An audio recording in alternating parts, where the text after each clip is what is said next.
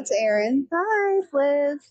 We are here at the ParaCon in Cottonwood, Alabama, the punk rock flea market. We have got early VIP access here in the Haunted Museum. So we're going to walk y'all through the items we're allowed to show and show you what we see.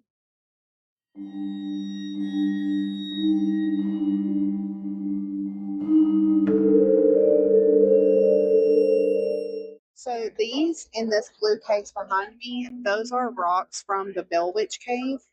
The people who run and own this museum are actually the only people allowed to have rocks from the Bell Witch Cave. And these in this case behind me, which I'll show a clip in a second, are from people who have stolen rocks and then had stuff start happening and had to return them.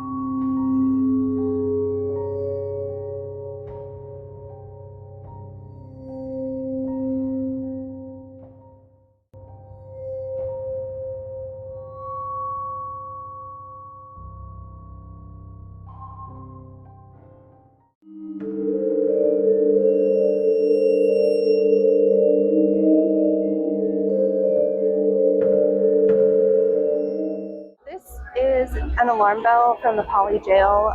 I've investigated there before, and placard says that these bells rang out as a fire broke out in the Alabama jail. The fire resulted in a catastrophic loss of life, and the jail is a celebrated paranormal hotspot. That fire was the one that killed the man. He fell asleep smoking a cigarette, and his cell caught on fire, and he burned alive.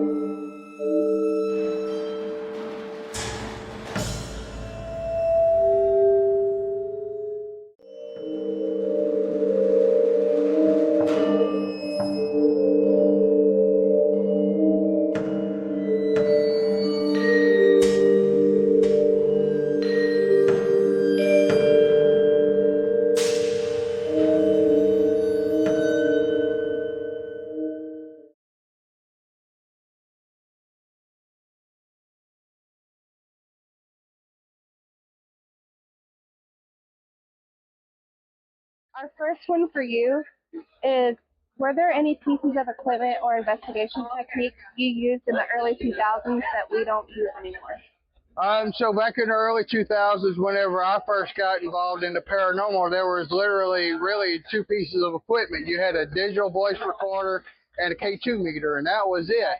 And that's pretty much what we relied on. I remember we started out using a K2 meter and a digital recorder, and In my opinion, those two devices, when you combine them and work them together, is when you get the most response back.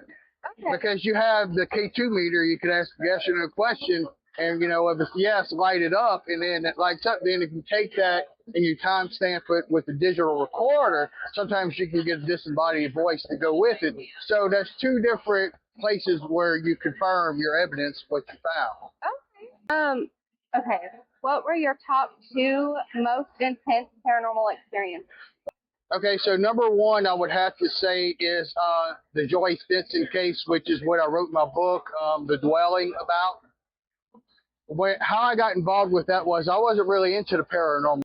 Firefighter, that's my profession. Of course, we're adrenaline junkies. Right. And my cousin was into the paranormal.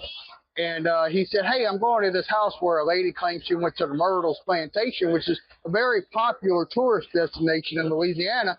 And she claims that a demon was terrorizing her and her three daughters. Right. I thought the woman was crazy, but sure, I'll go, no problem.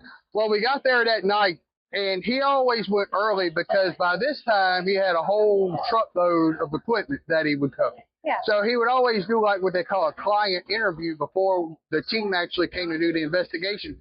And it was two reasons, really. One, so you can get a real good grasp on the individual, and two, where to put all the cameras, because they had static cameras at the time.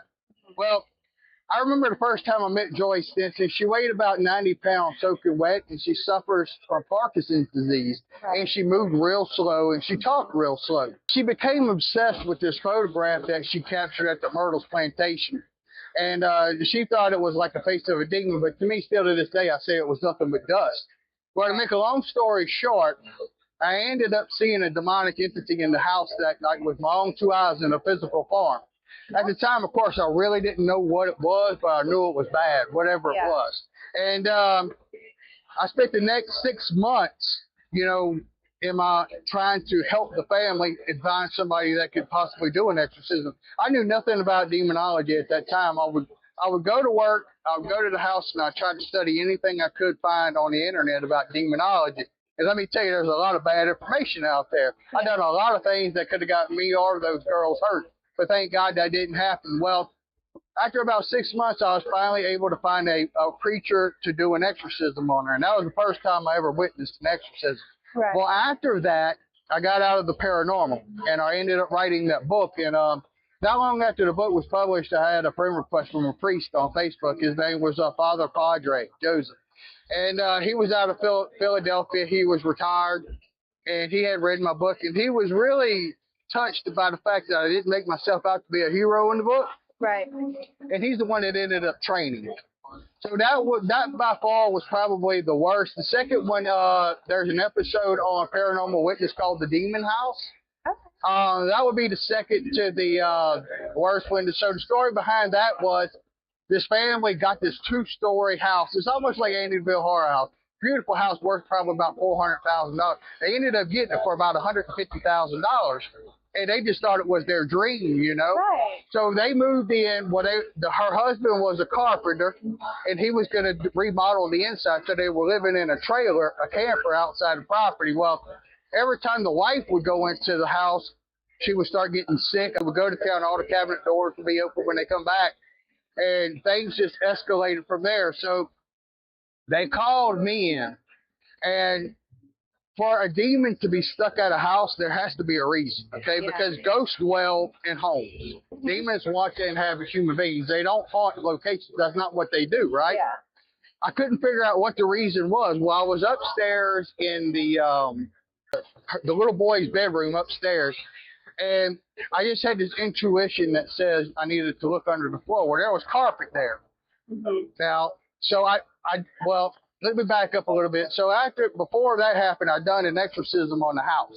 Right. And whenever I done the exorcism on the house, if you're watching the episode, you see the Bible open. Just started opening a page, and the wind was blowing real bad. all kinds of stuff. Have all the instruments that I had. I was in there with a paranormal team, and all their instruments just went off at one time. It was literally like chaos. Well, after the exorcism, the activity continued. So I knew there had to be a reason. Well, anyway, I was upstairs in the child's bedroom, and my intuition said that whatever I'm wanting is under that floor. So imagine me having to go and tell this guy, hey, I need to pull up your carpet, you know. So, I mean, that's kind of hard to convince him, hey, that's going to cost you a lot of money if I'm wrong. You know, not to mention if I was wrong. Well, needless to say, I was right. When we pulled up the carpet, there was a satanic pentagram drawn into the floor. So whoever owned that house before was doing satanic ritual. When we pulled up the carpet, and there it was, plain as day. Now, you know, in a movie, it would be like this perfect circle. Everything looks perfect. It actually looked like a kid's had drawn it the way it was. However, all the symbols that needed to be in the satanic seal was there. So whoever done it really knew what they were doing. Well, so we ended up having to pull the entire floor up out of the bedroom and bringing it outside, and we burned it. So that was pretty intense. Oh, and so another thing that happened whenever I was doing the original exorcism of the home, I was in the laundry room. Now, a washer weighs probably about 200 pounds, right? Mm-hmm. So I was in the laundry room, and the washer lifted up off the floor and was slung at me. So, you know, that's one of those incidents where when you're in the heat of the battle, I wasn't scared, but afterwards, when you have time to think about what happened, I mean, a washing machine is very heavy and literally lifted up on the floor. It was thrown across the room, so that was pretty intense. Yeah, that's pretty intense. It is. So we've actually investigated the Poly Jail in Union Springs. Yeah. We noticed that we were checking out your Facebook page, and we noticed.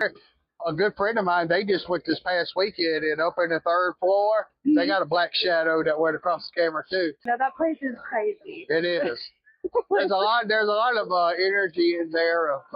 The best way that I can describe it is dread.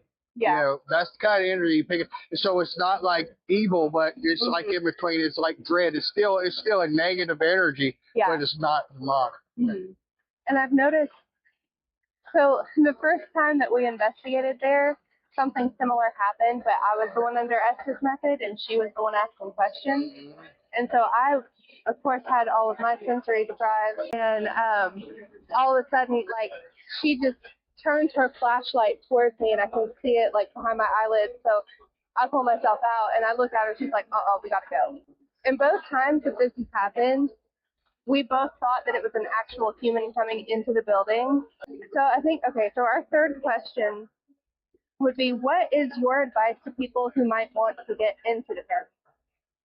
So my advice to someone that wants to get into paranormal, number one, if you want to get into the paranormal field, do not get obsessed with it. Okay, I've seen people that have gotten in the paranormal field where that's how they identify themselves. Right. Every aspect of their life has to do with paranormal investigation. So that is a negative energy that you're putting out. Okay, you got to remember there's two types of energy: there's positive energy and negative energy, and they are both going to attract their own. Right. So obsession is a negative energy. So naturally, everything negative is going to be drawn to you. So 1 minute, you know, you think you're on top of the world. Next thing you know, your whole life's completely destroyed because you put your whole life is around that bubble. You see me, so I only become a demonologist whenever I have to. Mm-hmm. I don't mix the two lives. Yeah. So when I'm at my house, I don't bring my work home with me. Right. And if I do need to do my work, I go into my office and do it. That's where I have all my sanctuary. That's my safe spot. I don't bring it home, and that is one way that I'm able to keep those two worlds separate. Right. So that would be my advice. And number two, the advice would be respect spirits, because all they are is us disembodied. Yeah. So you show them respect just like you would a normal human. Absolutely. And we've always prided ourselves on going to locations, historical or not, and going in there, treating it like, you know, as if it were my own grandmother's house, you know, with respect, and, you know, everybody in there. Like, I don't want to make any spirits in there feel like I'm coming to get rid of them or I'm coming to upset them. We don't provoke. So have you noticed a difference in how people view the paranormal from religion to religion? That's a good question. That's a hard question to answer. Yes and no. You know, the way that it's happened for me is, you know, there are some religions that oh, you do that, they're going to shun you no matter what. And there's some religions that will somewhat keep the door open for you. So it's either some's going to open the door and some's going to keep the door shut. Yeah. I've noticed a lot of, there are Christians that do, obviously, you know, like the Catholic Church is involved with like exorcisms and stuff like that. But they also at the same time don't really want you to mess with it. And I can understand that because, look, especially whenever it comes to demonic cases, Yeah. there's so much stuff that can go wrong.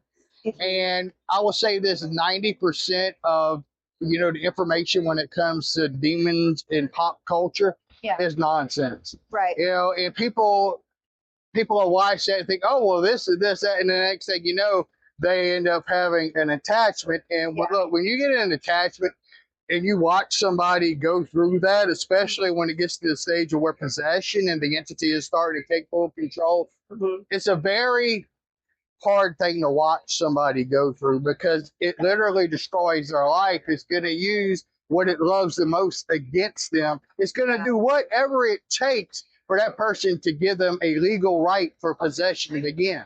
Right. Yeah. How was your experience at Poly County Jail in Union Springs? Poly County Jail. So me,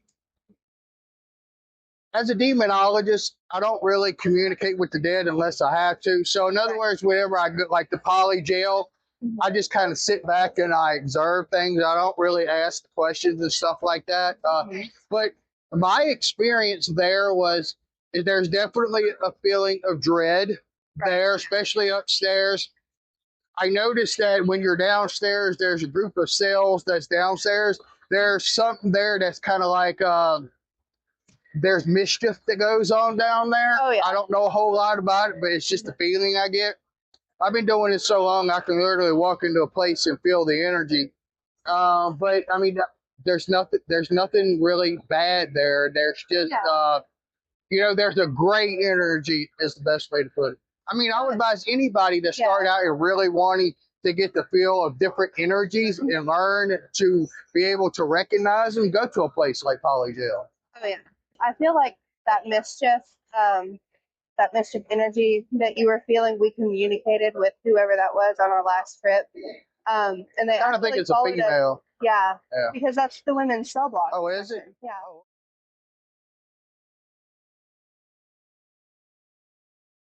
Have you ever had to pretend that you were not scared for the sake of the people around you? No, I've never had to pretend. So every case that I do is a private home. There's only me and my team, that each person has specific jobs to do. I don't ever have the public come in and do anything like that. No, let me tell you something. I'm not some, you know, gunslinging cowboy that's never afraid. Believe me, there's times where I would get afraid, and you know, sometimes you can't help but to show it. So whenever I enter a room and I become that demonologist, whenever I flip that switch, in the moment, I'm not scared of anything because it's tunnel vision, right? But afterwards, you know, you're sitting there, you shaking, and you ask the guy, hey, you got a cigarette or something, because, you know, it really gets to you because you were in that moment, and I've seen some of the stuff that can happen. Like, for an example, I've been punched in the eye by something and my whole eye swelled shut. I've been pushed downstairs before. I've been scratched, bitten so many times I can't count. You always got to always remember these things can't hurt you physically as well as spiritually. So it's always something to be on the guard with. Has there ever been a moment or location that made you question if you should continue doing this work? Absolutely. So let me tell you a story. There's a show on Netflix called 28 Days Haunted. If you watch the show and you really don't know everything involved in the show, in my opinion, you're going to think it's crazy. See, what happened was you had 3 teams and they filmed for 28 days straight, 24 hours a day. That's a lot of footage to go through. And they had to narrow that down into 5 30-minute episodes. So there was so much stuff that was left out. Like the location that I was in, he was part of a Masonic lodge that done sex magic upstairs in the attic. And they done blood rituals as well. And they ended up a man ended up murdering his entire family upstairs in that room. And so if you're watching 28 Days Haunted, you see me wear AKA the God helmet, which is right over there. And you'll see me put it on and I left and I went to the hospital. Well, in the show, they can't say the reason why I went because that's a HIPAA violation. But I had a heart attack. I got 3 stents put in my heart that night. And they were going to keep me overnight. So at this time, we only had less than a week left. And see, if you watch the show, a demon has to have a legal right. So a demon can't just see you walking down the road and possess you. It doesn't work that way. Just like you have to invite Christ into your life, you have to invite them in. But that's a lot easier than you think. So if you're watching the show, Brandy, the girl that I was with, was being attacked in the beginning. And you could tell I was spiritually strong in the beginning just by my demeanor, how I spoke and everything. I spoke with authority. Right. Well, I said, if you want to get to her, you got to go through me. That is something I should have never done because that's giving it a legal right. Right. And I knew that I was doing that. But Brandy was a psychic medium. She's never really been in that environment, so I was protecting her. My thoughts was, I'm a demonologist. I know the signs of oppression, so I'll be able to stop it, right? Not so much. I didn't think about, see, in everyday life, whenever I go to a case, I can leave. I'm only in that real dark, negative environment for short periods of time, right? So it really doesn't have time to affect me. There, we couldn't leave. So that energy kept pouncing on me, and I could literally feel myself losing control. But they're very good at manipulating you. You know, it's all whispering, oh, Jeremy, you're just overreacting. There's nothing to it, right? Well, when we went upstairs, I put the helmet on, and that helmet gives me the ability to be able to see in the physical sense. When I put it on, I could see the entity in the back corner. And you turn your back on evil, right? You don't acknowledge. That's how you take away his power. Well, whenever I did that, all of a sudden I felt like a sword had stabbed me right in the heart. And that's when you see me go downstairs in the show and everything. And they took me to the hospital. Well, I had to pull the IVs out of my arms and stuff and walk out the hospital that night because I wasn't bringing that shit home with me. Yeah. And I knew I had given it the legal right to do so. I have a wife and grandkids. I wasn't going to allow that to happen. So that is why you see me face it in the show. I'm not doing it to be cool. I'm not trying to be a badass or anything like that. I am simply trying to gain back spiritual authority over that entity. Anytime that happens in an exorcism or an exorcism on a house, the demon's always going to lash out at you. So when that vase flew off of that wall at me, I knew I had won. That's why you immediately see me stop. I don't push it. I go downstairs and let it be because I had gained back spiritual authority at that time. Before I confronted that entity, that was the scariest I've ever been in my life because I didn't know if I could do it spiritually. I mean, of course I could try to do it physically, but I didn't know if I can do it spiritually because I just had a heart attack. I was physically weak. And look, let me tell you, a demon can find things, and I was afraid it was going to attack my heart again. But I just wish that people really could get the full story of what happened. If something did attach itself to somebody, is there certain signs that you think they would know that they have developed that attachment? Yeah, absolutely. So when there's 3 stages to a demonic haunting. Okay, say we play with a Ouija board in a house. So now the entity has the legal right to be in the house. That's called an infestation. That's the first stage of a demonic haunting. So in order for possession to happen, all 3 of these stages have to happen in order. So the demon's in the house, and you know it's all the signs of a regular haunting, except it progresses a lot faster.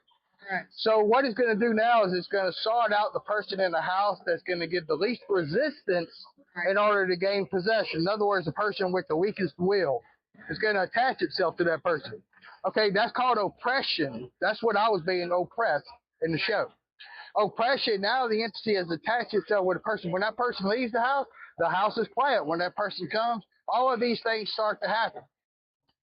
And the person that's being oppressed, they'll always feel sick. They'll always feel tired.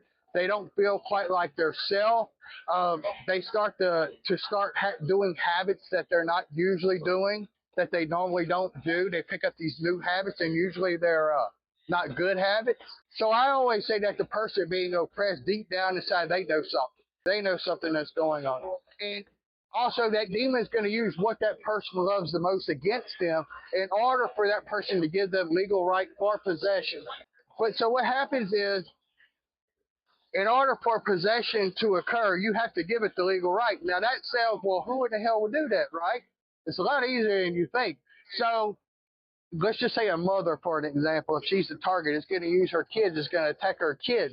And she's going to say, do whatever you want to do to me, but leave my family on. Guess what? You just gave it permission for possession to be. So when we were doing our research on you, we learned that you were born in Louisiana, grew up. Do you feel like being from Louisiana had anything to do with getting into the paranormal, considering it's so like deeply rich? I don't think it directly had anything to do with it. However, there is a huge benefit from being in the South, especially being around the New Orleans area. There's so many different cultures. There's so many different belief systems, just like Cajuns, for example, in Ghost of Martin City. Cajun people are very superstitious people. Right. They have their own folklore, their own beliefs. When it comes to folklore, there's always an origin of truth that's always involved with folklore. So it gives me a very unique perspective to be able to understand where they're coming from. We talk about like the Rougarou down here, which most people would call that a werewolf, but they call it a Rougarou down here. And believe me, Cajun people truly believe in that. So instead of laughing in their face, that's nonsense. Well, that goes to show you the difference from someone who really understands the spiritual world and someone who really doesn't understand the spiritual world. But it gives me that unique ability to be able to try and expel a spirit or an entity using their belief systems. Anytime you expel a demon from a person or a location, there are certain guidelines that you have to follow. Like you have to be very specific on what you're commanding the entity to do. Besides that, there's no real wrong or right way to do it. One, you have to visualize what you're wanting to happen. That's why they call it spiritual warfare.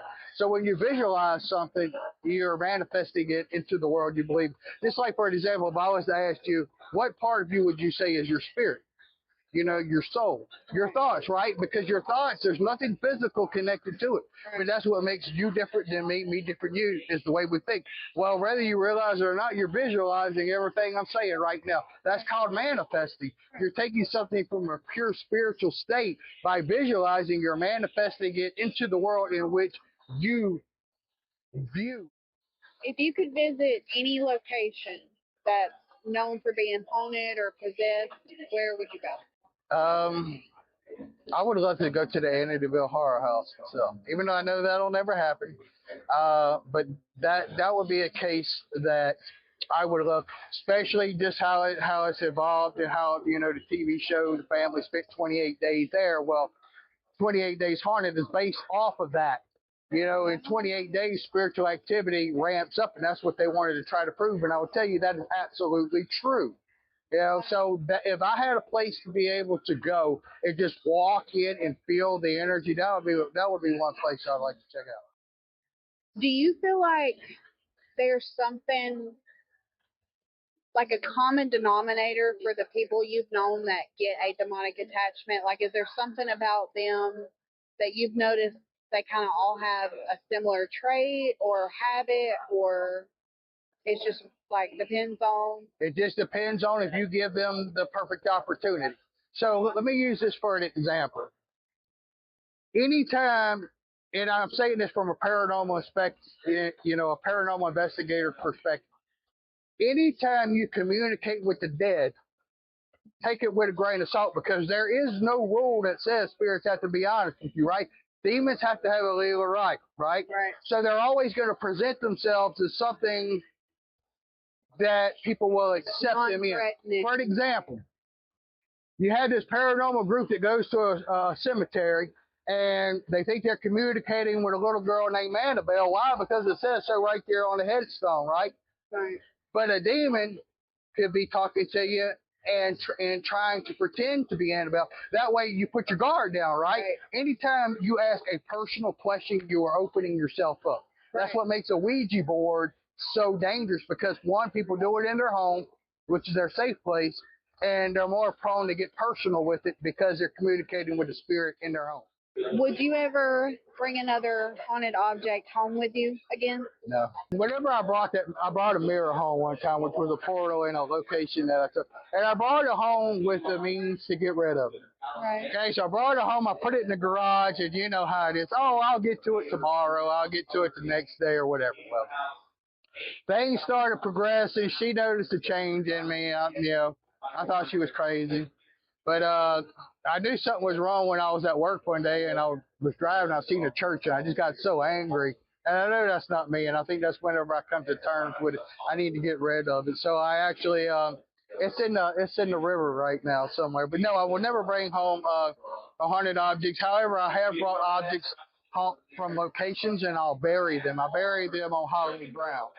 Is there anything you would never do, like during an investigation or during an exorcism? Is there anything you like is completely off limits for you? I would never be involved in like any kind of seance where like automatic writings happening, anything like that.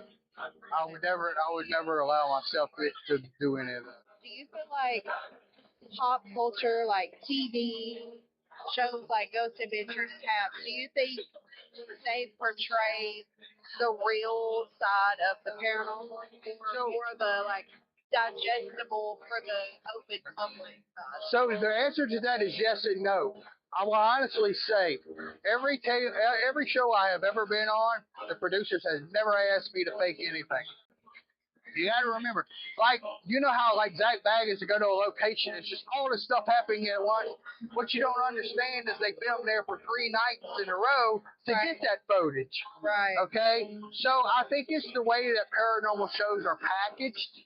Right. That give people the wrong impression of things. You know, being like a cast member, that's out of your hand.